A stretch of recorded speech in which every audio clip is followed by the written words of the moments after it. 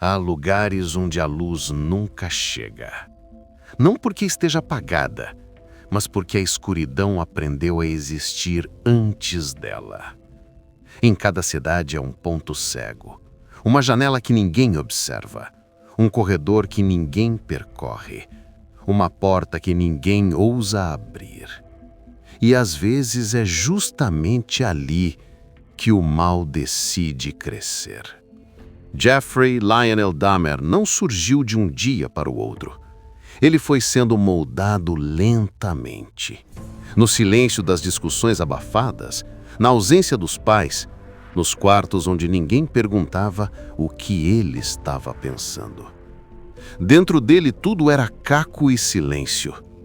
O desejo, a solidão, o abandono e o terror íntimo de ver desmoronar aquilo que, respirando, nunca permanecia ao seu lado. Dahmer não buscava apenas matar, ele queria reter o instante, aprisionar o corpo e o tempo, manter alguém congelado no ponto exato onde ainda não havia ido embora. Enquanto lá fora a cidade vivia, respirava, dormia, dentro do apartamento 213, o silêncio tinha peso, cheiro e forma. E ninguém percebeu. Seja bem-vindo ao Crime Sem Tempo. Aqui cada casa é desmontado camada por camada. Não apenas pelos crimes, mas pela psique que sustenta o abismo por trás deles. Antes de avançarmos, eu te peço. Inscreva-se, deixe o seu like, ative o sino e comente de onde está assistindo.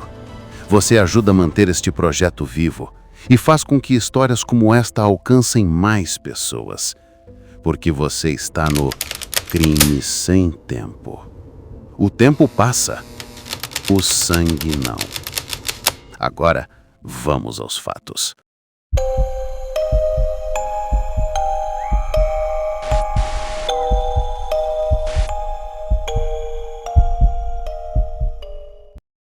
Jeffrey Lionel Dahmer nasceu em 21 de maio de 1960, em Milwaukee, Wisconsin. No primeiro olhar, nada sugeria que aquele bebê loiro, de olhos claros, se tornaria um dos assassinos mais perturbadores da história moderna.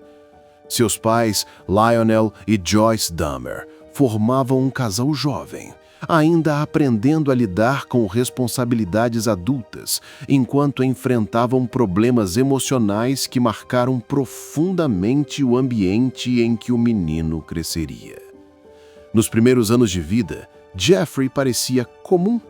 Brincava, sorria e se comportava como qualquer criança. Mas aos 4 anos, tudo mudou. Ele passou por uma cirurgia de hérnia inguinal que o deixaria traumatizado. Seu pai relatou que depois daquele procedimento, o filho se tornou mais silencioso, introspectivo, como se algo tivesse desligado por dentro. Com o passar do tempo, um comportamento peculiar começou a emergir. Jeffrey desenvolveu uma fascinação incomum por ossos. Ele recolhia carcaças de pequenos animais e observava com interesse mórbido o som que faziam ao serem manipuladas. Quando a família se mudou para uma casa isolada em Bath Township, Ohio, essa estranha curiosidade encontrou terreno fértil. Atrás da casa havia um bosque, e para Jeffrey, aquele local tornou-se um laboratório macabro. Ele passou a coletar animais mortos, esquilos, pássaros, marmotas e a dissecá-los. Não havia tortura. Ele não os matava, mas o modo como tratava seus corpos preocupava profundamente. Separava órgãos, limpava ossos, guardava partes em potes com formol que seu pai, químico, inadvertidamente deixava a seu alcance. Aos poucos, o jovem Dahmer começou a associar morte com ordem, controle e, de certa forma, beleza. Sua família, fragmentada por discussões constantes, estava distante demais para perceber o que acontecia. Sua mãe mergulhava em crises emocionais. Seu pai, absorvido pelo trabalho, tentava manter a estabilidade da casa. Jeffrey cresceu praticamente sozinho. Na escola, ele era o aluno estranho no fundo da sala. Não brigava, não chamava a atenção, simplesmente não se conectava com ninguém. Aos 14 anos, já carregava garrafas de álcool escondidas no casaco para beber durante o dia, um hábito que usava para silenciar o vazio que sentia.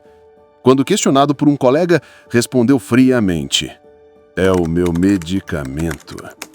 A adolescência trouxe à tona algo ainda mais inquietante.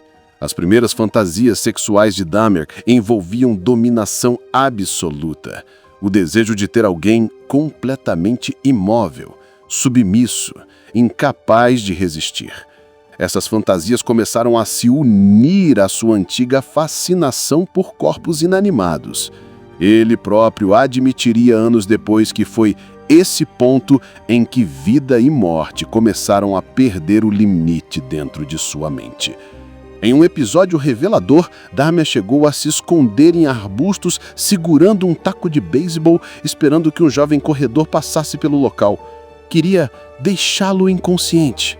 Queria possuir o corpo daquele rapaz sem resistência. O plano nunca foi executado, mas a fantasia estava ali, viva, crescendo. Durante esses anos, enquanto a família finalmente se desintegrava em um divórcio caótico, Jeffrey se afundava ainda mais no isolamento emocional. Ele aprendeu a sorrir em público, mas vivia inteiramente dentro de sua própria mente.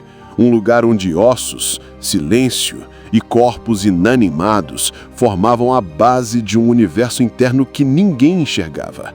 A infância e adolescência de Jeffrey Dahmer não foram marcadas por violência explícita, mas sim por um lento e constante afastamento da realidade humana. O que crescia dentro dele não era ódio, e sim uma profunda desconexão com a ideia de vida. A semente estava plantada. Um jovem retraído, ferido, fascinado pelo estático e incapaz de criar laços afetivos. O mundo não sabia ainda, mas o caminho para o horror já estava traçado.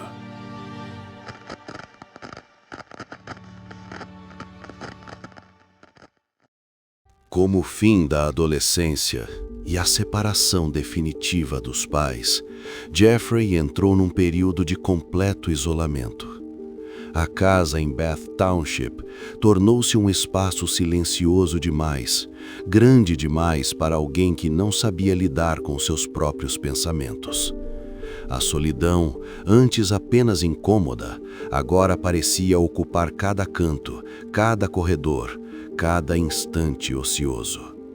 Com a mãe vivendo em outro estado e o irmão mais novo sob os cuidados dela, Jeffrey permanecia sozinho por longas semanas, cercado apenas pela própria mente, uma mente que já dava sinais de um mundo interno fragmentado. Foi nessa fase, em junho de 1978, logo após a formatura no ensino médio, que ele saiu dirigindo sem destino. Era como se buscasse fugir da própria inquietação, tentando encontrar algo que aliviasse a sensação constante de vazio. Enquanto percorria estradas rurais, avistou um jovem caminhando com uma mochila nas costas. Seu nome era Stephen Hicks, também de 18 anos, indo para um show de rock nas proximidades. Jeffrey ofereceu carona.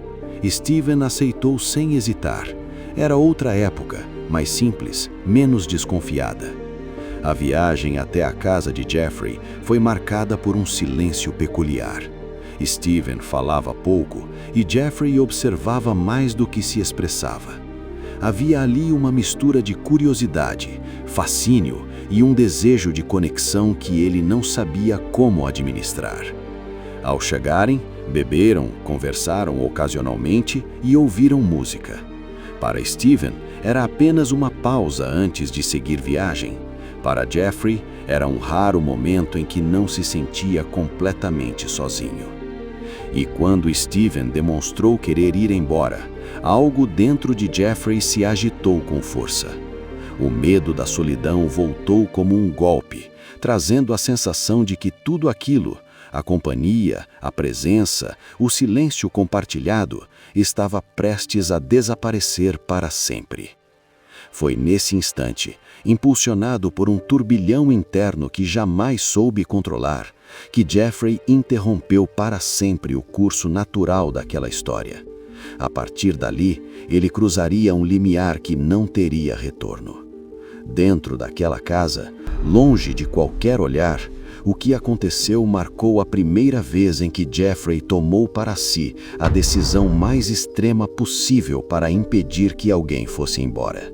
Ele pegou um haltere de academia e golpeou Steven na cabeça. Depois o estrangulou, tirando sua vida. Depois disso, veio o pânico, a confusão, a tentativa desesperada de apagar vestígios, como se esconder o que aconteceu fosse o mesmo que desfazer. Naquele momento, Jeffrey tomou consciência de que havia cruzado uma fronteira invisível, não apenas na realidade, mas dentro de si. Era o início de um padrão que, anos depois, ficaria conhecido pelo mundo inteiro.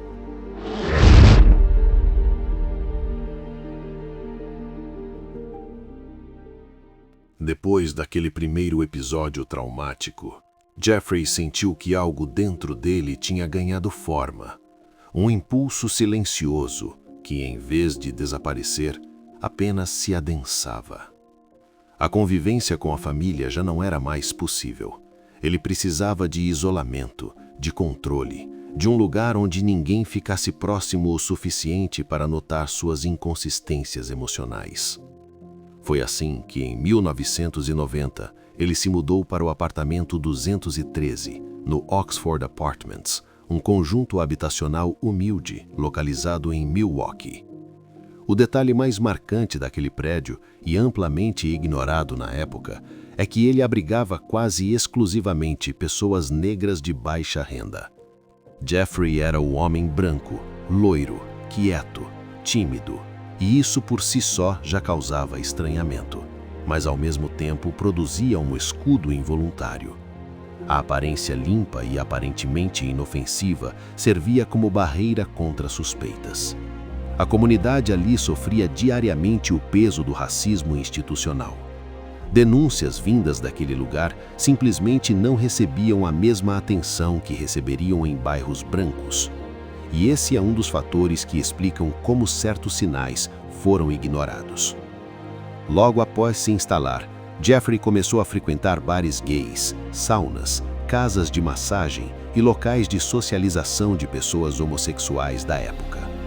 Esses ambientes eram para ele território fértil, lugares onde podia se aproximar sem chamar atenção, onde podia agir sem levantar suspeitas.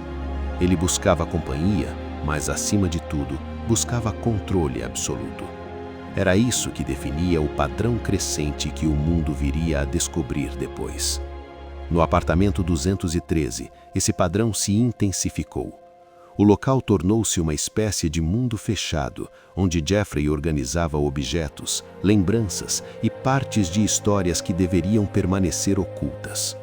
Dentro do apartamento, ele armazenava itens extremamente perturbadores, muitos deles relacionados às vidas que cruzaram seu caminho de forma trágica. Tudo era guardado com obsessão, como se cada objeto fosse uma âncora para um sentimento que ele não sabia nomear. Com o tempo, o prédio começou a ter um cheiro constante e extremamente desagradável. Vizinhos reclamavam, batiam à sua porta, tentavam entender o que estava acontecendo. Jeffrey sempre tinha uma explicação pronta: carne estragada na geladeira, peixes podres, problemas no encanamento.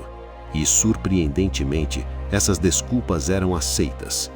Em um dos episódios mais revoltantes, vizinhos chegaram a acionar a polícia. Mas ao abrirem a porta e encontrarem um rapaz loiro, educado, que falava baixo e parecia fora do lugar naquele prédio, os policiais simplesmente assumiram que nada grave estava acontecendo. A negligência, somada ao preconceito estrutural da época, formou uma rede de proteção que Jeffrey jamais planejou conscientemente, mas da qual se beneficiou de maneira cruel. Enquanto isso, sua rotina seguia. Ele ia aos bares, escolhia alguém com quem se aproximar, retornava ao apartamento e ali reproduzia seu padrão repetidamente. Um ciclo silencioso, inalcançável para a lei por quase 2 anos.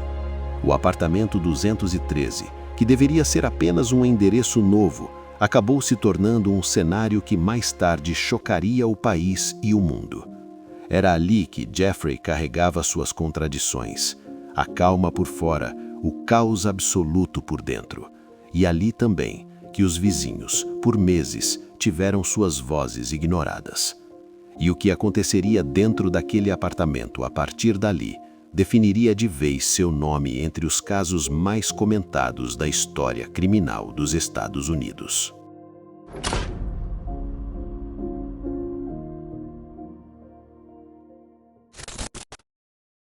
Quando Jeffrey se mudou para o apartamento 213 no Oxford Apartments, sua vida interior ganhou uma nova forma e um novo esconderijo. Era um ambiente pequeno, abafado, onde a solidão servia de combustível para seus impulsos mais obscuros. Ali dentro, longe dos olhares externos, ele passou a desenvolver métodos ainda mais perturbadores para manter total controle sobre suas vítimas. Jeffrey buscava algo que ele nunca conseguiu na vida: companhia sem rejeição. Foi isso que o levou a experimentar procedimentos perigosos, tentando criar alguém que nunca o abandonaria. Ele realizava perfurações no crânio de algumas vítimas, injetando substâncias químicas na tentativa de criar uma espécie de estado de submissão permanente, um zumbi, como ele mesmo descrevia mais tarde. Era a distorção absoluta de uma necessidade emocional profunda, misturada ao desejo de possuir. Entre as vítimas conhecidas desse período estavam Errol Vincey, Tony Hughes, Conner Xentasophon e tantos outros que desapareceram sem deixar rastros, exceto aqueles que Jeffrey armazenava discretamente dentro do apartamento 213, espalhados em gavetas, caixas e até no freezer. O cheiro forte era relatado por vizinhos, mas suas reclamações quase nunca eram levadas a sério. A polícia, ao ver um jovem loiro, educado, morando em um lugar majoritariamente ocupado por pessoas negras, tratou suas desculpas com uma complacência que se mostraria fatal. Bastava ele repetir: "É carne estragada, meu freezer está com problema", e acreditavam. Foi assim até a noite em que uma vítima conseguiu escapar. Tracy Edwards, ainda algemado, correu desesperado pelas ruas, completamente apavorado. Abordou uma viatura, explicou o que estava acontecendo e levou os policiais de volta ao apartamento 213. Quando a porta se abriu, o cheiro intenso tomou o ar. Jeffrey tentou manter a fachada calma, repetindo as mesmas justificativas de sempre. Mas dessa vez, nada o salvaria. Um dos policiais pediu a chave da algema. Jeffrey hesitou. Ao começar a procurar, o policial abriu uma gaveta e encontrou as fotografias. Imagens reais dos corpos, registradas em diferentes estágios. A verdade estava ali, impressa, impossível de negar. Quando o policial virou para ele e disse: "Jeffrey, isso é real?" O silêncio foi a resposta final. Desesperado, Jeffrey tentou fugir, entrou em luta corporal com os policiais, tentou resistir à prisão, mas foi em vão. Jeffrey, dominado pelos policiais e algemado, não tinha mais escapatória. Ali terminava o ciclo dentro do apartamento. Ali começava a queda pública, que o mundo acompanharia a seguir.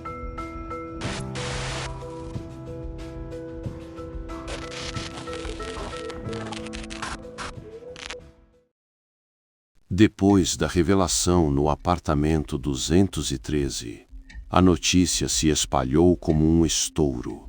A imprensa cercava o tribunal todos os dias, enquanto sobreviventes, familiares de desaparecidos e curiosos lotavam os corredores. O julgamento de Jeffrey Dahmer se tornou um dos mais acompanhados da história dos Estados Unidos. No tribunal, Presidindo o caso estava o juiz Lawrence Graham, responsável por conduzir a sessão mais tensa da sua carreira. Jeffrey permanecia sentado, imóvel, com expressão neutra, aquela mesma máscara que usou a vida inteira para esconder o caos interior. Durante o processo, a promotoria descreveu os detalhes dos crimes com linguagem técnica e impactante, exibindo provas, fotografias e depoimentos de especialistas. À medida que as audiências avançavam, familiares das vítimas não conseguiam conter a dor. Houve gritos, houve insultos, houve mães que desmaiaram, houve pais que tiveram de ser retirados da sala aos prantos. Um dos momentos mais marcantes aconteceu quando a irmã de uma das vítimas levantou e, completamente tomada pela emoção, gritou para Jeffrey chamar pelo nome do irmão dela, algo que ele recusou. Ela foi contida pelos seguranças enquanto o tribunal inteiro assistia em choque.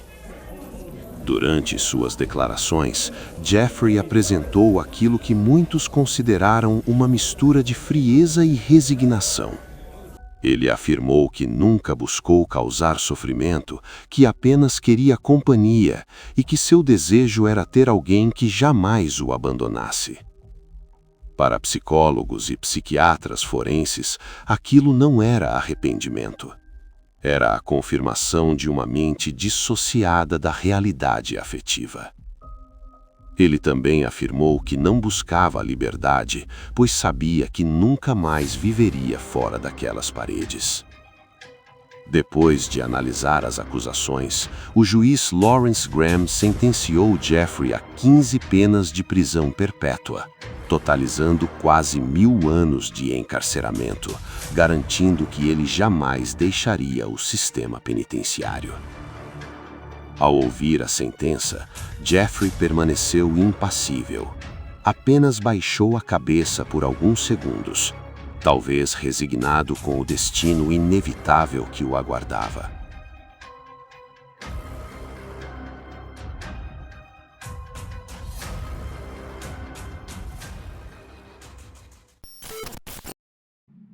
Jeffrey foi transferido para a Columbia Correctional Institution, em Wisconsin.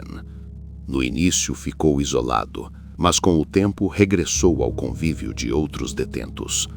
Isso se mostrou um erro fatal.